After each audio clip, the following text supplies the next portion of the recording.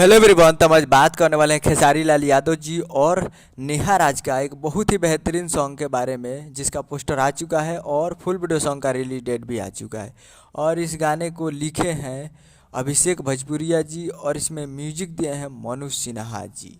और इसे गाए हैं खेसारी लाल यादव जी और नेहा राज जी, जो कि आपको स्क्रीन के ऊपर दिखाई दे रहा है। जिस सॉन्ग का टाइटल रखा गया है जीजा जी से सीख लो, जिसका टाइटल है जीजा जी से सीख लो।